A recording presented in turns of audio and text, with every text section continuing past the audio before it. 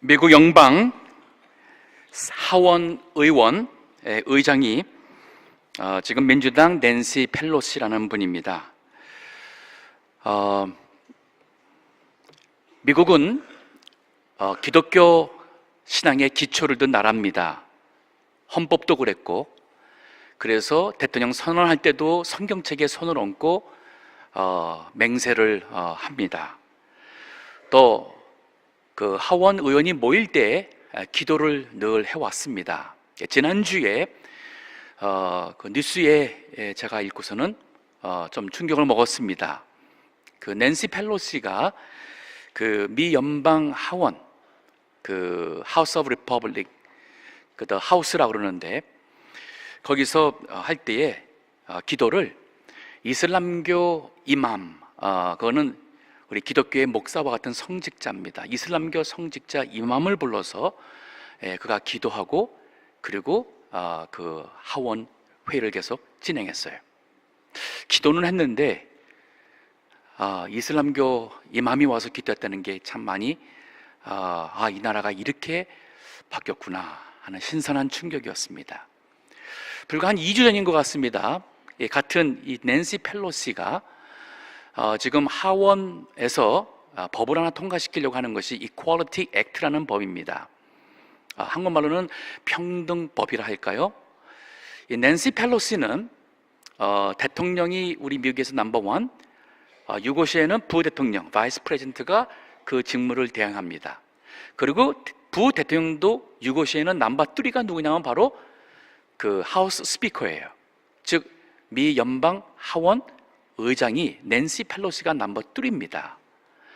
근데 이 그 민주당 국회의원이 지금 추구하는 그 법은 뭐냐면 LGBTQ, 즉 동성애, 남성, 여성, 또 양성애자, 그리고 성 전환하신 한자, 그리고 Q, queer 해가지고 여러 성적 변태적인 행위를 하는 모든 사람들을 그들의 모든 그것을 수용하도록 어떤 종교든 어떤 상황이든 그 faith, the practice of the faith를 change하든지, 아니면 아메리칸 government에서 거기에 따르는 법적 처벌, punish를 받도록 하는 이 법을 하원, Judiciary Committee라는 것은 이제 그 사법 그 위원회에서 이것을 이미 통과했고, 앞으로 이게 하원에서 통과돼야 되고 상원 통과돼야 되고 대통령이 찍어야 되니까 쉽지는 않을 수 있습니다. 왜냐하면 지금 그 트럼프 대통령은 그것을 반대하니까. 하지만 앞으로 이 나라가 어떻게 될지, 정권이 누구 손에 들어가 따라서 이제 이 나라가 기독교 국가는커녕 기독교를 핍박하는 반기독 국가가 될 수 있는 날이 멀지 않겠구나 하는 생각이 들었습니다. 왜 이렇게까지 되었을까? 이제 앞으로 젊은 세대는 더더욱이나 그러한 그 세계관으로 이 나라에 여러 그 직책을 갖게 될 것이고, 아마 우리 기독교인들이 설 자리는 점점 줄어들 것입니다. 이거 어떻게 이 문제를 해결할 수 있을까? 답은 무엇일까? 지금 가정이 많이 힘들어합니다. 왜냐하면 이 자녀들이 부모님의 기대와 다른 그러한 다음 세대가 계속 나오고 있습니다. 사회도 복잡하고 정치도 복잡하고 미국은커녕 한국은 더 복잡하고, 이거 어디서부터 실마리를 풀어야 되는가? 답은 교회예요. 교회가 바로 서야지 않으면 희망이 없고, 교회가 바로 서면 미래에 대한 희망이 생기고 우리 다음 세대가 바로 설 수가 있어요. 제가 말하는 교회라는 것은 바로 교회 안에 있는 우리 예수 그리스도를 믿는다는 성도들을 말하고 있습니다. 요한계시록 2장과 3장에 보게 되면은 신약시대의 7교회의 유형, the seven types of New Testament churches라고 할 수 있는 이 7 유형의 교회가 나오는데, 그 중에 하나가 4대 교회인데, 이게 오늘날 우리에게 주는 것 같은 이 말씀, 이 시대에 지금 이 교회를 향한 주님의 말씀이라는 마음에 강한 그 부담감이 있습니다. 자, 오늘 본문의 말씀에서 지금 예수님이 하신 말씀이 무엇인가? 먼저 이 1절에 보면은 이 예수님이 어떤 분이시냐면은 하나님의 일곱 영과 일곱 별을 가지고 계신 분이에요. 즉 이거를 주님이 취해갈 수 있고 예수님께서 이것을 줄 수 있다는 말이죠. 여기 하나님의 일곱 영은 성령이고, 성령인데 왜 일곱이라냐면 이것은 봐서 충만하다는 의미입니다. 일곱은 만수, 하나님의 the perfect number. 그래서 이것은 충만한 하나님의 그 성령의 그 감동과 역사가 바로 예수 그리스도를 통해서 오는 것이고, 예수님께서 그것을 걷어갈 수 있다는 말이에요. 즉 교회가 있지만은 성령의 감동이 없는 교회가 될 수도 있다는 말입니다. 여기 일곱 별은 1장 20절에 보게 되면 일곱 별은 일곱 교회의 사자라고 그랬습니다. The messengers of the church. 그러면 여기 사자라는 것이 천사, 엔젤을 가리킬 수도 있고, 그리고 사람을 가르칠 수 있어요. 근데 이거를 천사란다면 교회를 리드하는 게 천사가 되어버리니까 이게 신학적으로 문제가 생겨요. 그러면 그 일곱 별은 바로 하나님께서 교회에 말씀을 증거하고 교회를 이끌어 갈 수 있도록 세운 그리스도의 종입니다. 교육자라고 말할 수가 있어요. 즉 예수님께서 일곱 영과 일곱 별을 가지시고 지금 그 교회를 인도해 나가시는데, 그만 교회가 그 주님을 떠나서 잘못 나갈 때에 나타나는 현상이 무엇이냐? 오늘 본문에 바로 이 4대 교회를 향한 예수님의 말씀을 우리가 귀를 기울여야겠는데, 첫 번째 예수님이 그 교회를 향한 진단을 하고 있어요. The evaluation of the church. 그러면 여기 4대 교회를 주님이 뭐라고 말하시는지 보세요. 1장 중반입니다. 가라사대 내가 네 행위를 아노니 내가 살았다 하는 이름은 가졌으나 죽은 자로다. 그들의 이 믿음이 드러난 행위, 주님이 그것을 다 아는데 살았다는 이름이 있다는 것은 겉으로 볼 때에 그 외적으로는 주님의 교회인 것 같은데 그 안에는 죽었다는 얘기는 뭐냐면 생명이 없는 믿음이란 얘기예요. 거기에 성령의 감동과 역사가 없는 교회라는 말이고 신앙이라는 말입니다. 좀 더 보겠어요. 2절에 보세요. 너는 일깨워. 이 일깨우라는 것은 우리가 자서는 안 되는데 막 졸 때에 막 흔들어서 깨우죠? 그런 개념이에요. 우리 영적인 지금 잠을 자서 그만 이제 죽을 지경까지 가는 거기에 일깨워서 그 남은 바 죽게 된 것을 굳게 하라. 그러니까 아직은 다 죽은 게 아닙니다. 아직은 그래도 교회에 희망이 보이고 믿음의 영적인 요소가 보여서, 하지만 더 늦기 전에 죽게 된 바, 남은 바 죽게 된 것을 이걸 굳게 하라. 다시 살아나라. 화분에 물을 얹어가지고 그만 화초가 말랐습니다. 시들어졌어요.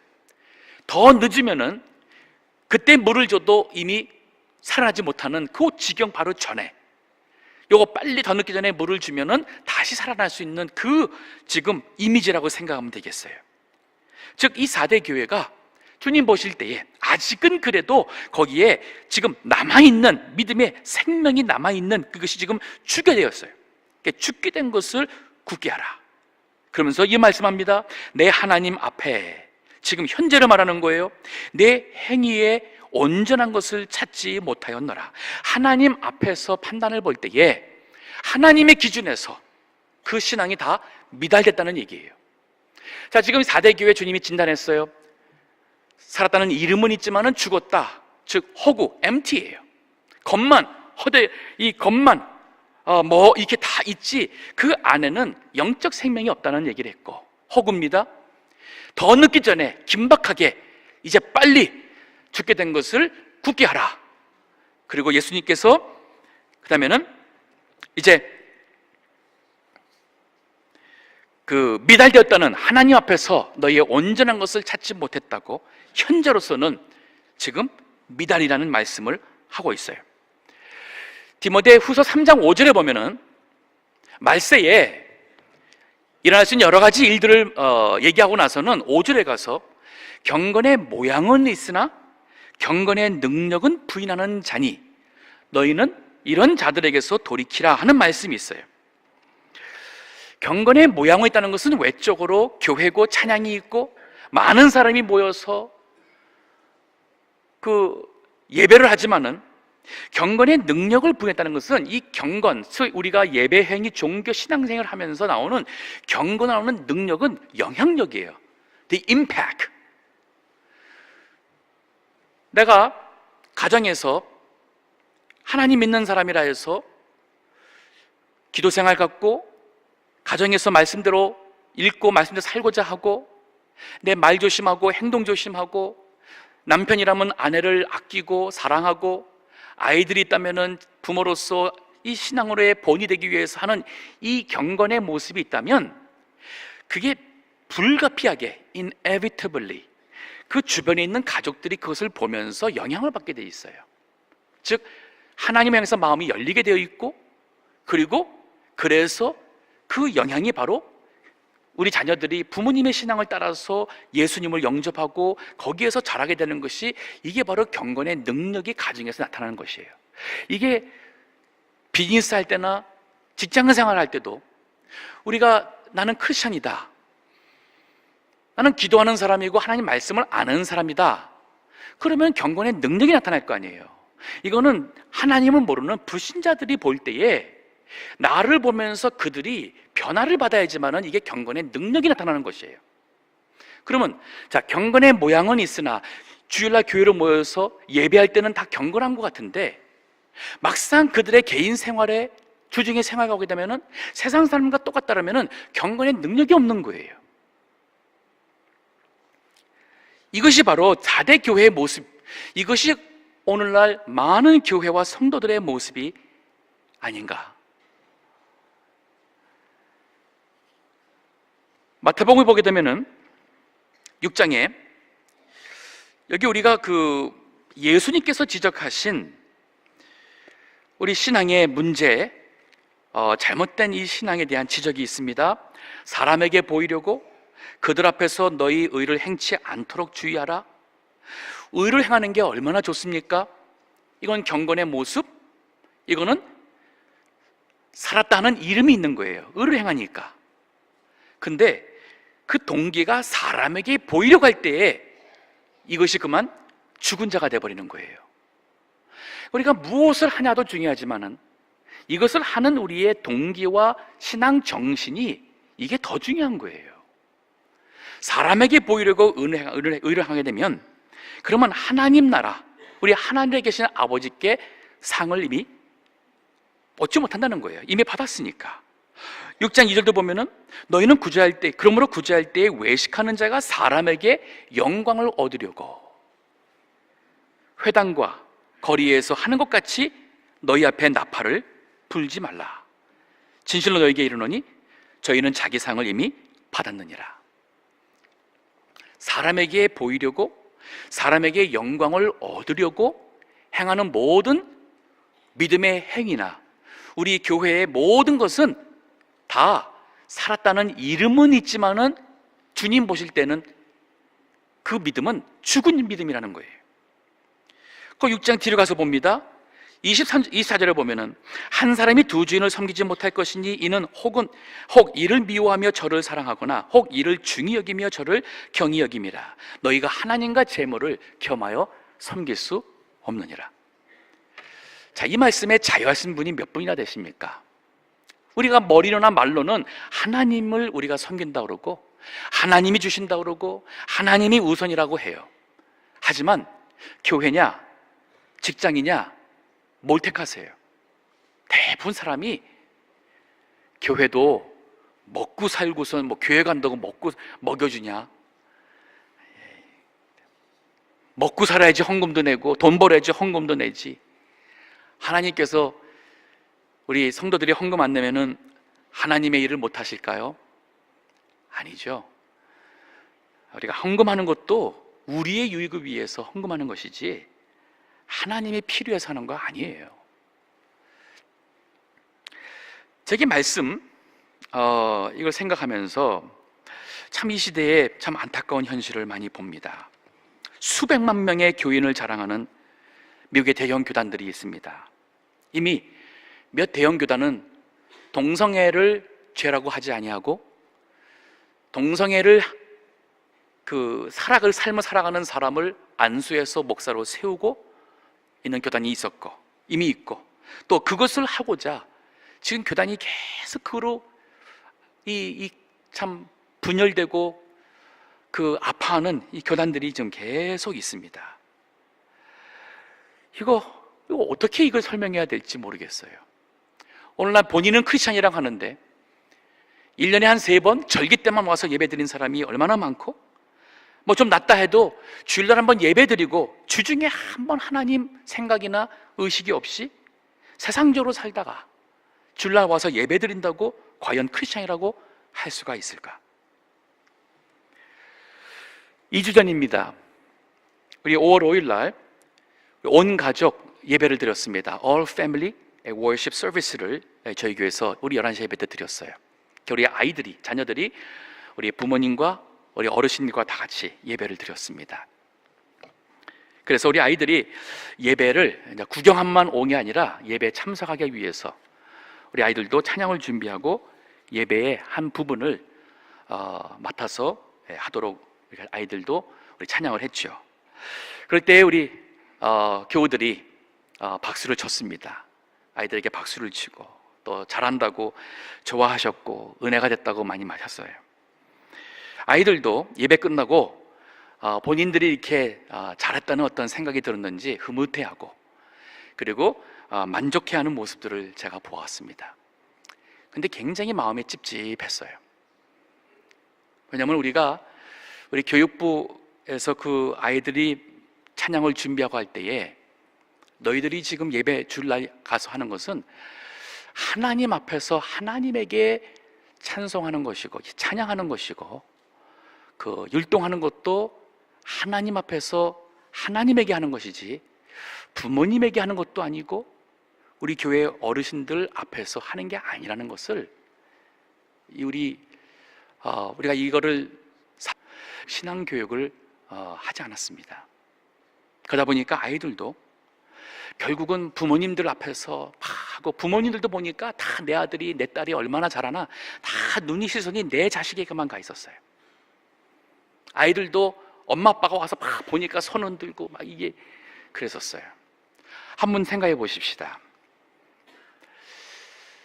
이거 별거 아닌 것 같지만은 오늘날 너무 우리가 별거 아닌 것 같지만은 거기에 물들어 버렸어요. 언젠가부터 교회가 우리 사람을 위해서 사람들 앞에서 찬양하고 예배하는 것이 되었는지 심각하게 되었습니다. 그렇지 않습니다. 박수를 한다는 것은 그것을 잘했다고 애들에게 이게 바로 대답하는 거잖아요. 그러면은 그 찬양도 듣는 사람도 의미가 없어져요. 우리끼리 물론 하나님이라는 믿음이라는 그런 색깔을 띤 것을 했지만은 결국 하나님은 사이드라인에 있고 우리끼리 그 신앙적인 그러한 대화나 찬양을 통해서 예배를 통해서 우리끼리 만족하고 우리끼리 격려하고 우리끼리 신나하고 기뻐하고, 하나님은 사이드라인에 있어요. 모든 예배는 하나님께 하는 것이고 하나님 중심입니다. 그렇기 때문에 합당한 그 리스폰스는 박수가 아니라 아멘으로 우리도 같이 그 찬양의 내용과 같이 아멘으로 하나님께 우리가 화답하는 거예요. 앞으로는 우리 예배 시에 누가 잘한다 그래서 찬양이 너무 은혜가 된다 그래서 막 박수치고 막 하는 거는 아니에요. 그 찬양이 정말 은혜되면 그 찬양과 함께 내가 하나님 앞에 올려드리는 내 찬양으로서 아멘으로 화답하시면 되는 거예요. 제가 여기에 맞춰서 또 하나 얘기하고 싶습니다. 이 시대에 많은 성도님들의 그 신앙의 덕목, the virtues of faith, 즉 믿음이 좋다 하는 그 신앙의 덕목이 뭐라고 생각하냐면 열심이라는 거예요. 열심으로 생각해요. 열심. 그리고 헌신하고, 거기에 더 나가서 물질도 하나님 앞에 들여서 헌금하고, 거기에 이 순종이라는 것이 사실은 올바른 건데, 그만 순종이 뭐냐면은 하나님의 종이라 해서 목사님께 맹종하다시피 하는 그러한 순종이 하나님께 순종하는 것으로 생각하는 경우가 많고, 죄송하지만 목사님들도 교인들이 그것을 기대해서 목사님 말에 절대 순종하기를 원하는 그러한 분위기로 이끌어가는 분도 없지 않아 있습니다. 자, 보세요. 교인이 열심히 참 새벽 예배도 오고 열심히 봉사도 하고 참 얼마나 참 주중에도 나와서 헌신하고 헌금도 하고, 그러면 뭐가 부족하겠어요? 근데 한 가지가 빠지면 이거 다 의미가 없습니다. 그게 바로 뭐냐면, 하나님의 뜻을 모르고 하나님의 뜻을 따라서 우리가 열심을 내지 않으면 그 모든 열심이 오히려 하나님의 일에, 하나님의 뜻과 하나님의 일에 거스릴 수가 있어요. 이거 제 말로 생각하시지만 아닙니다. 이게 바울이 말입니다. 바울이 로마서 10장에 보게 되면은 유대인들을 향해서, 당시 유대인들이 얼마나 열심이 많았습니까? 바리새인들 그 열심 우리 못 따라갑니다. 근데 바울이 하는 얘기를 한번 들어보세요. 로마서 10장 2절에 보니, 내가 증거하노니 저희가, 즉 유대인들이에요, 하나님께 열심히 있으나 지식을 좇은 것이 아니라. 이 말이 뭐예요? 지식이라는 것은 하나님 말씀에 올바라야 돼요. 하나님의 뜻을 깨달아야 돼요. 하나님의 말씀과 하나님의 뜻을 깨닫지 못한 상황에서 열심히 한다는 것은 뭐냐면, 자기의 마음에서 이게 이렇게 열심히 봉사하면 하나님께 복 받는다, 그러니까 내가 하나님께 복 받기 위해서 열심히 봉사하는 거예요. 하나님께 드리면 하나님께서 그것을 몇 배, 몇십 배, 몇백 배 축복해 준다 했으니까 내가 하나님께 헌금을 드리고 하는 것도 하나님께 복 받려고 하는 거예요. 실제 그런 얘기를 제가 많이 듣습니다. 이렇게 참 열심히 하신 거 고맙다 그러면은 뭐라고 얘기하면, 저 복 받을 일인데요, 이게 고마운 일인가요? 그거 좋은 얘기인 거 맞아요. 그 아주 좋은 얘기인 것 같은데 저는 두려워요. 과연 하나님의 뜻을 구하며 하나님의 의를 구하며 주님의 일에 열심하고 헌신하는 것인지, 아니면 이것이 내가 복받기 위해서, 내 자손들 잘 되기 위해서 여전히 이것이 인간 중심적인, 내 중심적인 데에서 교회를 나오는 것인지, 이거 굉장히 위험한 것입니다. 이런 데서 자유하는 교회들이 과연 이 시대에 얼마나 많고 성도님들이 얼마나 많은지, 내가 주님께 드릴 수 있는 것도 하나님이 드릴 수 있는 이 물질을 주신 것이 감사해서 드린다는 이 개념보다는, 내가 이렇게 드리는데 우리 교회에서 정말 나만큼 드리는 사람이 있을까? 내가 이렇게 드렸으니까 하나님께서 나에게 더 물질적으로 주겠지? 이건 정말 이 살았다 하는 이름은 가졌으나 죽은 자라는 예수님의 진단에 피할 수 없는 일이 될 수가 있어요.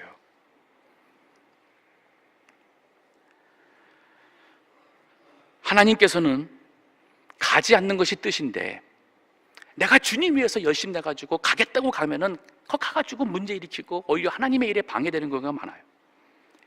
하나님은 가라 하시는데 나는 싫고 내가 좋아하는 것이 안 와서 하나님 안 간다 그러면은 그것이 잘못된 거예요. 그러니까 더 중요한 게 뭐냐면, 내가 내 감정에 휘둘려가지고선 거기서 찬양하고 하는 그것은 의미가 없다는 거예요.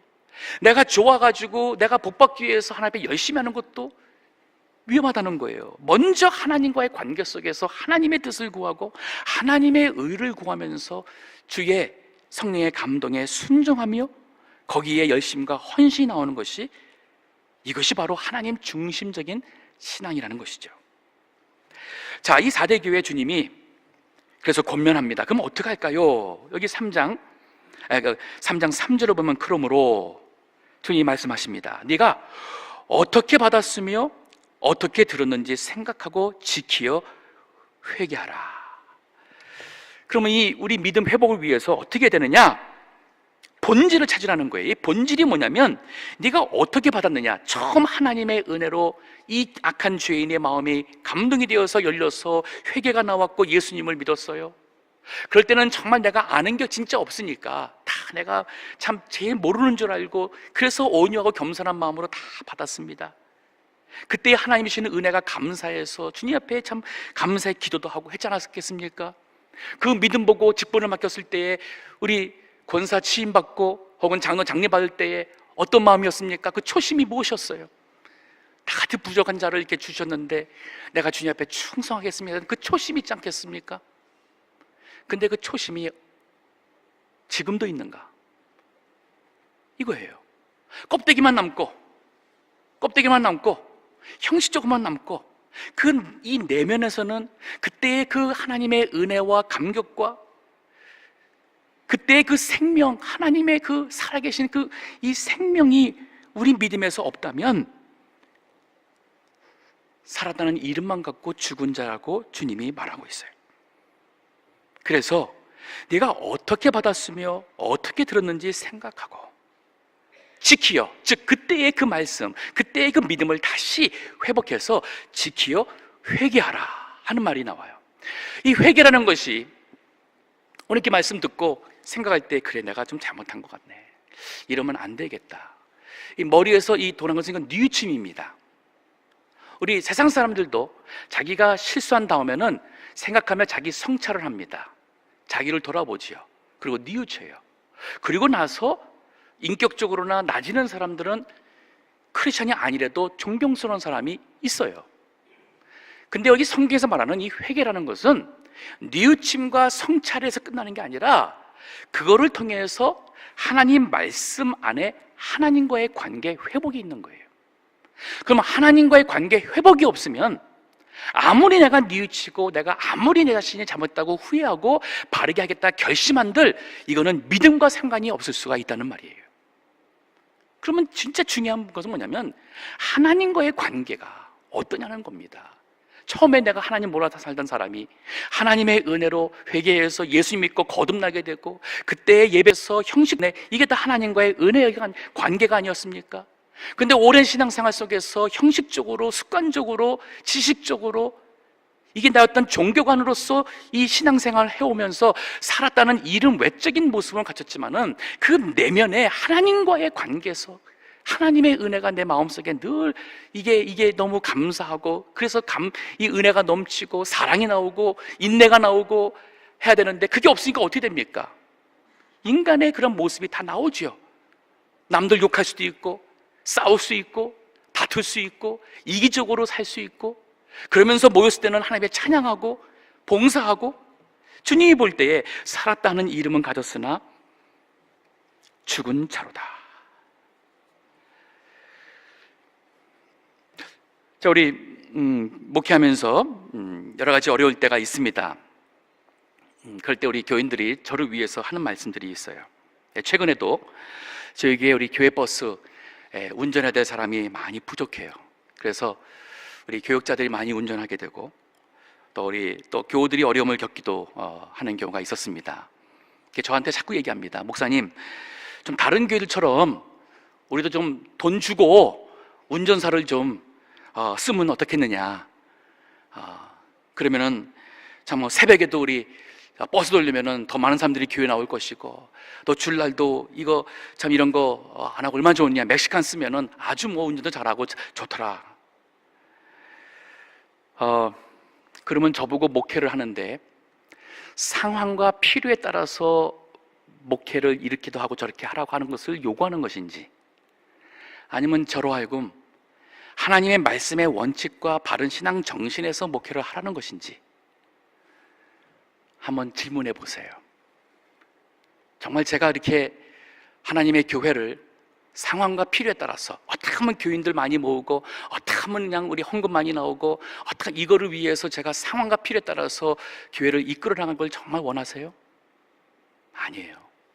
천천히 가도 때로는 힘들어도 신앙의 원칙과 바른 정신에서 나가야지만 교회가 견고하게 세워집니다. 만약에 우리가 돈 줘서 운전수를 구하겠다면은 그러면 우리 주일 식사를 위해서 주중에 와서 수고하시는 분들은 어떻게 할까요? 그분들 더 많이 수고할 수도 있는데 우리 방송실에서 수고하시는 분들 어떻게 할까요?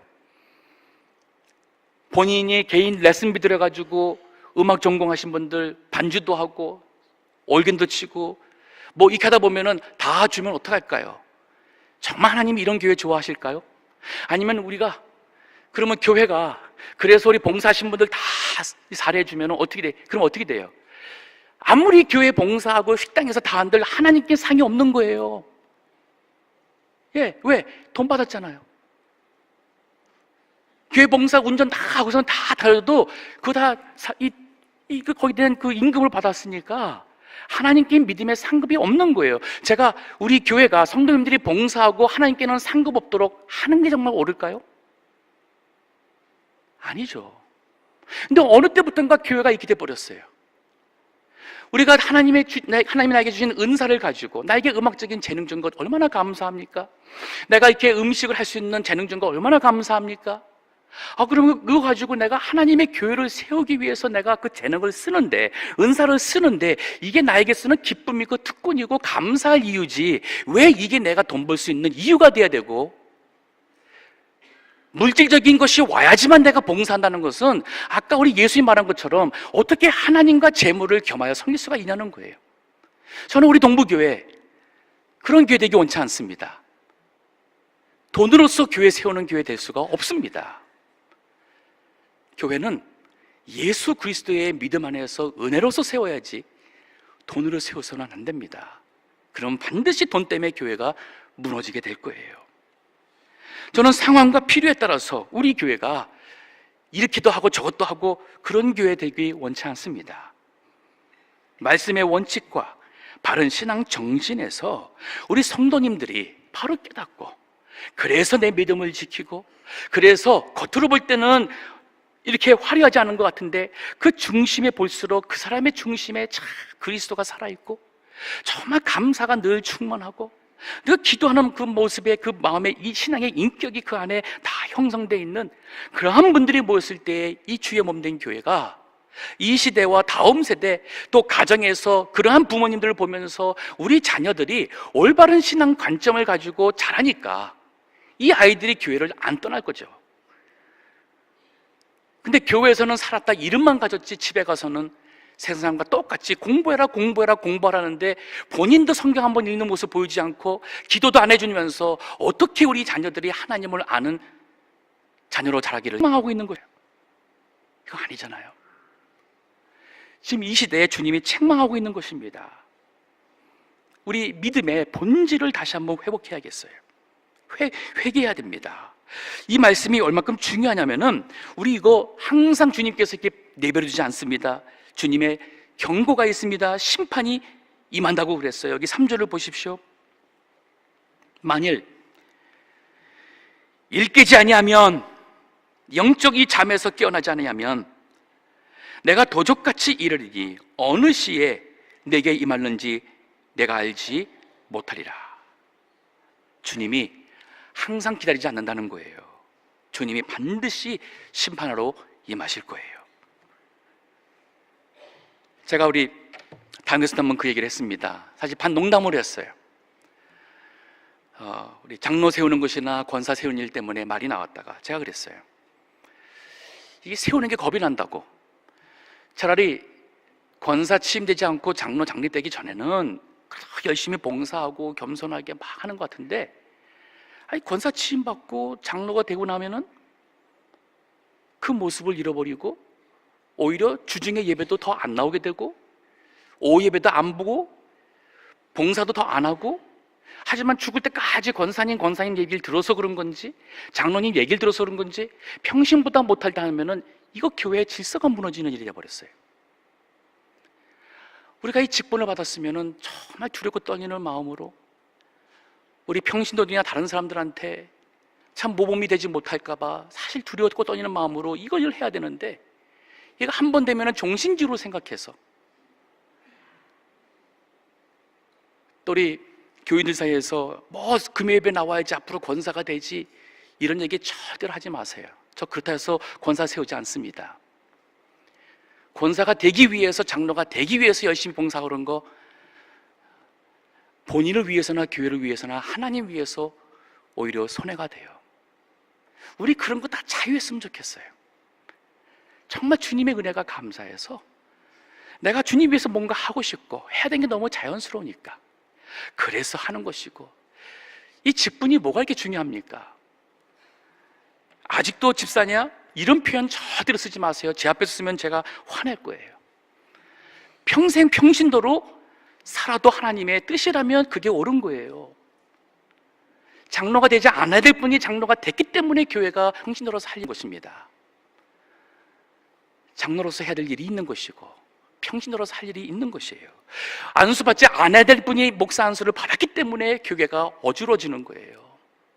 그래서 제가 그러잖아요. 하나님의 뜻에 따라서 우리가 순종하고 열심을 내야 되는데 하나님의 부르심이나 하나님의 뜻이 없는데 개인적인 이유 때문에 신학 가고 개인적인 이유 때문에 안수 받아가지고 하나님이 일한다면서 그만 하나님의 교회를 망친 일이 얼마나 많고 사이비가 많아지고 이단이 나오지 않습니까?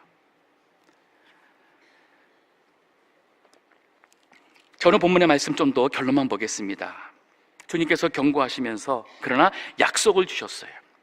4절 보세요. 그러나 사대에 그 옷을 더럽히지 아니한 자 몇 명이 내게 있어 흰 옷을 입고 나와 함께 다니리니 그들은 합당한 자인 영고라. 그래도 사대 교회에 주님과 함께 다니는 인정받은 저 믿음의 의의 흰 옷을 입은 성도들이 있다는 거예요. 그래서 희망이 있어요. 저는 우리 동부교회도 그런 분들이 있다고 믿어요. 평생 해오던 대로 그 새벽 시간에 거리가 멀어서 못 오면은 집에서라도 기도방에서 참 그 시간에 아침같이 일어나서 기도하고 말씀 보고 하나님과의 관계에서 먼저 하루 시작하신 분들이 우리 교회 여러분 계십니다. 얼마나 감사한지 모르겠어요. 그런가 하면은 5절에 보면 이기는 자는, 이 말은 뭐냐면은 지금 우리가 살았다는 이름만 갖고 지금 죽어가는 사람들은 이제 회복하라는 거예요. 그러면 그 믿음으로 이기는 자는 이와 같이 그들처럼 흰 옷을 입을 것이요, 즉 주님이 인정하시는 성결한 의의 옷입니다. 주님께서 참 기쁘게 받으시는 보상이 있는 것이에요. 그 흰 옷을 입을 것이요, 더 나아가서 내가 그 이름을 생명책에서 반드시 흐리지 아니한다 그랬어요. 영생의 구원이 그들의 것이 될 것입니다. 그리고 그 이름을 내 아버지 앞과 천사들 앞에서 시인하리라. 하나님 앞에 설 때도 인정받을 수 있는, 정말 우리의 존재가, 우리의 삶의 의미가 헛된 것이 아닌 주 앞에 설 때도 오히려 그것이 더 크게 열매를 맺을 수 있는 그러한 믿음의 삶이 된다 그랬어요. 귀 있는 자는 성령이 교회들에게 하시는 말씀을 들을지어다. 이 한 주 동안 오늘 본문의 말씀을 한번 깊이 묵상하시면서 자신을 돌아보세요. 이거 어디서부터 이렇게 되었을까? 어디서부터 이게 문제가 되었을까? 어떻게 내가 주님 앞에 설 때에 살았다 하는 믿음을 가진 자로 인정받을 수 있을까? 이 문제를 가지고 고민하며 우리 주의 몸된 교회를 위해서 기도해 주시고 우리 가정이 믿음 안에서 굳게 설 수 있는 우리 하나님의 축복이 임하기를 주의 이름으로 축원합니다. 기도하겠습니다.